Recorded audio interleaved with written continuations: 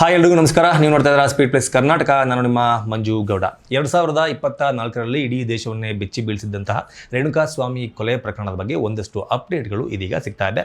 ಈಗ ಏನು ಹೈಕೋರ್ಟ್ ಕಳೆದ ವರ್ಷ ನಟ ದರ್ಶನ್ ಹಾಗೂ ಅವರ ಸ್ನೇಹಿತರಿಗೆ ಏನು ಜಾಮೀನನ್ನು ಕೊಟ್ಟಿತ್ತು, ಆ ಜಾಮೀನನ್ನು ಪ್ರಶ್ನೆ ಮಾಡಿ ನಾವು ಸುಪ್ರೀಂ ಕೋರ್ಟ್ಗೆ ಹೋಗ್ತೀವಿ ಅಂತ ಕರ್ನಾಟಕ ಸರ್ಕಾರ ಹಾಗೂ ಕರ್ನಾಟಕ ರಾಜ್ಯ ಪೊಲೀಸರು ಅಂದರೆ ಬೆಂಗಳೂರಿನ ಪೊಲೀಸ್ ಕಮಿಷನರ್ ಅವರು ಹೇಳಿರುವ ಪ್ರಕಾರ ಈಗ ಆಲ್ರೆಡಿ ಸುಪ್ರೀಂ ಕೋರ್ಟ್ನ ಮೆಟ್ಟಿಲನ್ನು ಹತ್ತಿದ್ದಾರೆ. ಸುಪ್ರೀಂ ಕೋರ್ಟ್ನಲ್ಲಿ ಒಂದು ಅರ್ಜಿಯನ್ನು ಆಲ್ರೆಡಿ ಸಲ್ಲಿಕೆ ಮಾಡಲಾಗಿದೆ. ಆ ಅರ್ಜಿಯ ವಿಚಾರಣೆ ಆಲ್ರೆಡಿ ಆಗೋಗಿದೆ. ಇನ್ನೂ ಮಿಕ್ಕುಳಿದಂತಹ ವಿಚಾರಣೆಗೆ ಮುಂದಿನ ತಿಂಗಳು ಮಾರ್ಚ್ 18ಕ್ಕೆ ಈ ಅರ್ಜಿಯ ವಿಚಾರಣೆಯನ್ನು ಸುಪ್ರೀಂ ಕೋರ್ಟ್ ಮುಂದೂಡಿದೆ.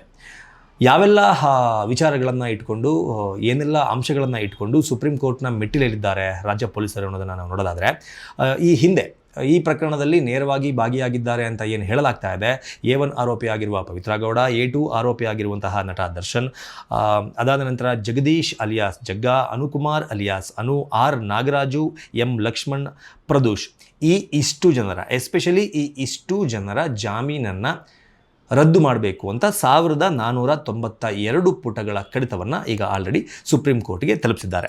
ಇದರ ಜೊತೆಗೆ ಪೊಲೀಸ್ನರು ಯಾವೆಲ್ಲ ಒಂದು ಸರ್ಟಿಫಿಕೇಟ್ ಅಥವಾ ಸಾಕ್ಷಿಗಳನ್ನು ಕೊಟ್ಟಿದ್ದಾರೆ, ಯಾವೆಲ್ಲ ಅಂಶಗಳನ್ನು ಇಟ್ಕೊಂಡು ಈ ಬೆಂಗಳೂರಿನ ಹೈಕೋರ್ಟ್ ಕೊಟ್ಟಿರುವಂತಹ ಜಾಮೀನನ್ನು ರದ್ದುಗೊಳಿಸಿ ಅವರನ್ನು ಪುನಃ ಜೈಲಿಗೆ ಕಳಿಸಬೇಕು ಅಂತ ಕೇಳ್ಕೊತಾ ಇದ್ದಾರೆ ಅನ್ನೋದನ್ನು ನಾವು ನೋಡೋದಾದರೆ, ಕಾಮಾಕ್ಷಿಪಾಳ್ಯದ ಪೊಲೀಸ್ ಠಾಣೆಯಲ್ಲಿ ದಾಖಲಾಗಿರುವಂತಹ FIR ಪ್ರತಿ, ರೇಣುಕಾಸ್ವಾಮಿ ಮರಣೋತ್ತರ ಪರೀಕ್ಷೆಯ ವರದಿ, ಹೈಕೋರ್ಟ್ನಲ್ಲಿ ಚರ್ಚೆಗೆ ಕಾರಣವಾಗಿದ್ದ ಗ್ರೌಂಡ್ಸ್ ಆಫ್ ಅರೆಸ್ಟ್ನ ಪ್ರತಿಯ ಜೊತೆಗೆ ಪೋಸ್ಟ್ ಮಾರ್ಟಮ್ ಸಂಬಂಧ ವೈದ್ಯರಿಂದ ಪಡೆದ ಅಭಿಪ್ರಾಯದ ವರದಿ, FSL ವರದಿ, CDR ವರದಿ, ಪಂಚನಾಮೆ ವರದಿಗಳು, ಡಿಜಿಟಲ್ ವಸ್ತುಗಳ ವಿಶ್ಲೇಷಣೆ, ಜಾಮೀನು ಅರ್ಜಿ ವಜಾಗೊಳಿಸಿದ್ದ ಸೆಷನ್ಸ್ ಕೋರ್ಟ್ನ ಆದೇಶದ ಪ್ರತಿ. ಅಂದರೆ ಹೈಕೋರ್ಟ್ಗೆ ಬರೋದಕ್ಕಿಂತ ಮುಂಚೆ ಈ ಎಲ್ಲರೂ ಕೂಡ ಸೆಷನ್ಸ್ ಕೋರ್ಟ್ನಲ್ಲಿ ಜಾಮೀನಿಗೆ ಅರ್ಜಿಯನ್ನು ಹಾಕಿರ್ತಾರೆ. ಆದರೆ ಸೆಷನ್ಸ್ ಕೋರ್ಟ್ನಲ್ಲಿ ಈ ಅರ್ಜಿ ತಿರಸ್ಕೃತಗೊಂಡಿತ್ತು. ಆ ಅರ್ಜಿಯ ಪ್ರತಿಯನ್ನು ಸಹ, ಅಂದರೆ ಏನಕ್ಕೆ ಸೆಷನ್ಸ್ ಕೋರ್ಟ್ನಲ್ಲಿ ಇವರ ಜಾಮೀನನ್ನು ತಿರಸ್ಕರಿಸಲಾಗಿತ್ತು ಎನ್ನುವ ಒಂದು ಪ್ರತಿಯನ್ನು ಸಹ ಅವರು ಸುಪ್ರೀಂ ಕೋರ್ಟ್ಗೆ ಕೊಟ್ಟಿದ್ದಾರೆ. ಇದರ ಜೊತೆಗೆ ನಟ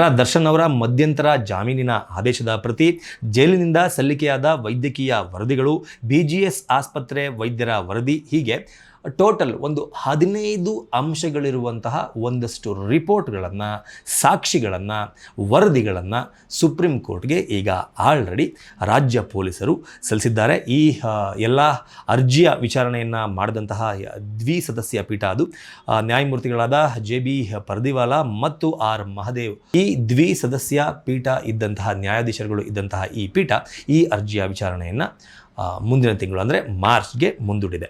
ಈ ಎಲ್ಲ ಅಂಶಗಳ ಜೊತೆಗೆ ನಟ ದರ್ಶನ್ ಅವರು ಅರೆಸ್ಟ್ ಆದಾಗ ಅವರ ಪರವಾಗಿ ಕರ್ನಾಟಕದಲ್ಲಿ ಸೆಷನ್ಸ್ ಕೋರ್ಟ್ನಲ್ಲಾದರೂ ಆಗಿರ್ಬೋದು ಅಥವಾ ಹೈಕೋರ್ಟ್ನಲ್ಲಾದರೂ ಆಗಿರ್ಬೋದು ಯಾರು ವಾದ ಮಾಡಿದ್ರೆ ನಟ ದರ್ಶನ್ ಅವರು ಈ ಕೇಸ್ನಿಂದ ಸಂಪೂರ್ಣವಾಗಿ ನಾನು ತಪ್ಪಿತಸ್ಥ ಅಲ್ಲ ಅಂತ ಪ್ರೂವ್ ಮಾಡಿಕೊಂಡು ಹೊರಗಡೆ ಬರೋದಕ್ಕೆ ಸಾಧ್ಯ ಇದೆ ಎನ್ನುವ ಒಂದು ದೊಡ್ಡ ಚರ್ಚೆ ಕೂಡ ನಡೆದಿತ್ತು. ಕರ್ನಾಟಕದ ಸಾಕಷ್ಟು ಜನ ಪ್ರಸಿದ್ಧ ಲಾಯರ್ಗಳ ಹೆಸರು ಕೂಡ ಈ ಒಂದು ಚರ್ಚೆಯಲ್ಲಿ ಬಂದೋಗಿತ್ತು. ಆದರೆ ಫೈನಲ್ ಆಗಿ ಈ ಕೇಸನ್ನು ಕೈಗೆ ಎತ್ತಿಕೊಂಡವರು ಕರ್ನಾಟಕದ ಪ್ರಸಿದ್ಧ ಕ್ರಿಮಿನಲ್ ಲಾಯರ್ ಆಗಿರುವಂತಹ CV ನಾಗೇಶ್ ಅವರು. ಯಾವಾಗ CV ನಾಗೇಶ್ ಅವರು ಈ ಕೇಸನ್ನು ತಗೊಂಡ್ರೋ ಆಗಲೇ ದರ್ಶನ್ ಅವರ ಜಾಮೀನಿನ ಒಂದು ಜಾಮೀನು ಅರ್ಜಿಯ ಒಂದು ಪ್ರೋಸೆಸ್ ಸ್ಟಾರ್ಟ್ ಆಗಿದ್ದು. ಅಲ್ಲಿಯವರೆಗೂ ಅದರ ಹಿಂದೆ ಸಾಕಷ್ಟು ಜನ ಲಾಯರ್ಗಳು ಇದನ್ನು ಅಟೆಂಡ್ ಮಾಡಿದರೂ ಕೂಡ ಅವರು ನ್ಯಾಯಾಲಯಕ್ಕೆ ಅದನ್ನು ಮನವರಿಕೆ ಮಾಡಿಕೊಡುವಲ್ಲಿ ಸೋತಿದ್ರು ಅಂತಲೇ ಹೇಳಬೇಕು. ಆದರೆ CV ನಾಗೇಶ್ ಅವರು ಯಾವಾಗ ಈ ಕೇಸನ್ನು ಅವರು ಕೈಗೆತ್ಕೊಂಡ್ರೋ ಆಗ ನಟ ದರ್ಶನ್ ಅವರ ಪರವಾಗಿ, ಅಂದರೆ ಈ ಕೇಸ್ನಲ್ಲಿ ನಟ ದರ್ಶನ್ ಅವರದ್ದು ಯಾವುದೇ ರೀತಿ ಪಾತ್ರ ಇಲ್ಲ, ನನ್ನ ಕಕ್ಷಿದಾರರು ನಿರಪರಾಧಿ ಎನ್ನುವ ದೃಷ್ಟಿನಲ್ಲಿ ವಾದವನ್ನು ಮಾಡಿಕೊಂಡು ಅದರ ಜೊತೆಗೆ ಅವರಿಗೆ ಒಂದು ಜಾಮೀನನ್ನು ಕೊಡಿಸುವಲ್ಲೂ ಕೂಡ ಯಶಸ್ವಿ ಆಗಿದ್ದರು. ಇದು ಕರ್ನಾಟಕದ ಸೆಷನ್ಸ್ ಕೋರ್ಟ್ ಹಾಗೂ ಹೈಕೋರ್ಟ್ನ ಕಥೆಯಾಗಿತ್ತು. ಇದೀಗ ಸುಪ್ರೀಂ ಕೋರ್ಟ್ನಲ್ಲಿ ವಾದ ಯಾರು ಮಾಡ್ತಾರೆ? ಸುಪ್ರೀಂ ಕೋರ್ಟ್ನಲ್ಲಿ ಅಂದರೆ ಕರ್ನಾಟಕದಲ್ಲಿ ಯಾಕೆ ಅಷ್ಟೊಂದು ಮುನ್ನೆಲೆಗೆ ಬಂದಿತ್ತು ಅಂತ ಹೇಳಿದ್ರೆ, ಸ್ಪೆಷಲ್ ಪಬ್ಲಿಕ್ ಪ್ರಾಸಿಕ್ಯೂಟರ್ ಆಗಿರುವಂತಹ ಪ್ರಸನ್ನ ಕುಮಾರ್ ಏನಿದ್ರು, ಆ ಪ್ರಸನ್ನ ಕುಮಾರ್ ಅವರು ತುಂಬ ಸ್ಟ್ರಾಂಗ್ ಲಾಯರ್. ಅವರು ಯಾವುದೇ ಒಂದು ಕಾಂಪ್ರಮೈಸ್ಗೂ ಬಗ್ಗುವಂತಹ ಲಾಯರ್ ಅಲ್ಲ. ಅವರು ಸರ್ಕಾರದ ಯಾವುದೇ ಅಧಿಕಾರಿಗಳ ಮಾತನ್ನಾಗಲಿ ರಾಜಕಾರಣಿಗಳ ಮಾತನ್ನಾಗಲಿ ಕೇಳೋರೇ ಅಲ್ಲ. ಅದರ ಜೊತೆಗೆ ನಟ ದರ್ಶನ್ ಅವರ ಕಡೆಯಿಂದ ಕೂಡ ಯಾವುದೇ ರೀತಿಯ ಹಣದ ಆಮಿಷ ಹೋದರೂ ಕೂಡ ಅವರು ಬಗ್ಗೋರಲ್ಲ ಎನ್ನುವ ಕಾರಣಕ್ಕೆ ನಟ ದರ್ಶನ್ ಅವರು ಅವರ ಆಪೋಸಿಟ್ ಯಾವ ಲಾಯರನ್ನು ಇಡ್ತಾರೆ ಅಂತ ಎಲ್ಲರೂ ಕೂಡ ಕಾಯ್ತಾ ಕುಳಿತಿದ್ದ ಕಾಲದಲ್ಲಿ CV ನಾಗೇಶ್ ಅವರ ಹೆಸರು ಬಂದಿತ್ತು. ಆದರೆ ಸುಪ್ರೀಂ ಕೋರ್ಟ್ನಲ್ಲಿ ಏನಾಗ್ಬೋದು? ಸುಪ್ರೀಂ ಕೋರ್ಟ್ನಲ್ಲೂ ಕೂಡ ಇದೇ ರೀತಿಯ ಒಂದು ವಾದವನ್ನು ಮಂಡಿಸೋದಕ್ಕೆ ಒಂದು ಅದ್ಭುತವಾದ ಅಥವಾ ಉತ್ತಮವಾದ ಲಾಯರ್ನ ಹುಡುಕಾಟದಲ್ಲಿ ನಟ ದರ್ಶನ್ ಅವರು ಇದ್ದಾರೆ ಅಂತ ಗೊತ್ತಾಗಿದೆ. ಈಗ ಆಲ್ರೆಡಿ ನಟ ದರ್ಶನ್ ಅವರ ಏನು ಕರ್ನಾಟಕದಲ್ಲಿ ಕೇಸನ್ನು ಹ್ಯಾಂಡಲ್ ಮಾಡಿದರು CV ನಾಗೇಶ್ ಅವರ ಜೂನಿಯರ್ಸ್ ಒಂದಷ್ಟು ಈ ಕೇಸ್ಗೆ ಸಂಬಂಧಪಟ್ಟಂತಹ ವಿವರಗಳನ್ನು ಸುಪ್ರೀಂ ಕೋರ್ಟ್ನಲ್ಲಿ ಫೇಮಸ್ ಲಾಯರ್ ಆಗಿರುವಂತಹ ಕಪಿಲ್ ಸಿಬಲ್ ಅವರಿಗೆ ಒಂದಷ್ಟು ವರದಿಗಳನ್ನು ಕೊಟ್ಟಿದ್ದಾರೆ.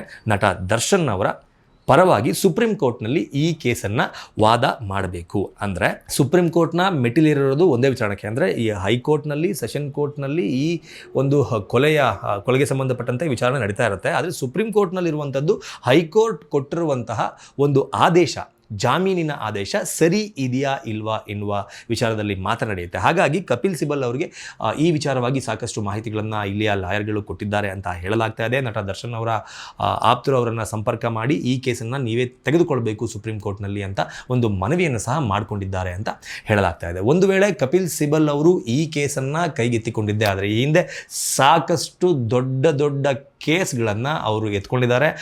ಅದರ ಜೊತೆಗೆ ಅದರಲ್ಲಿ ಸಕ್ಸಸ್ ಕೂಡ ಆಗಿದ್ದಾರೆ. ಹವಾಲಾ ಮನಿ ಇರ್ಬೋದು, ಈಗ ಪ್ರೆಸೆಂಟ್ ಬಿಡಿ ಬೇರೆ ಯಾವುದಾದ್ರು ಸ್ಟೇಟ್ದು ಹೇಳೋದಕ್ಕಿಂತ ಕರ್ನಾಟಕದಲ್ಲಿ ಸಿದ್ದರಾಮಯ್ಯನವರ ಮೇಲೆ ಬಂದಿರುವಂತಹ ಮೂಢ ಹಗರಣ ಏನಿದೆ, ಆ ಮೂಢ ಹಗರಣದಲ್ಲಿ ಸಿದ್ದರಾಮಯ್ಯನವರ ಪರ ವಾದವನ್ನು ಮಂಡಿಸ್ತಾ ಇರುವಂಥದ್ದು ಇದೇ ಕಪಿಲ್ ಸಿಬಲ್ ಅವರು.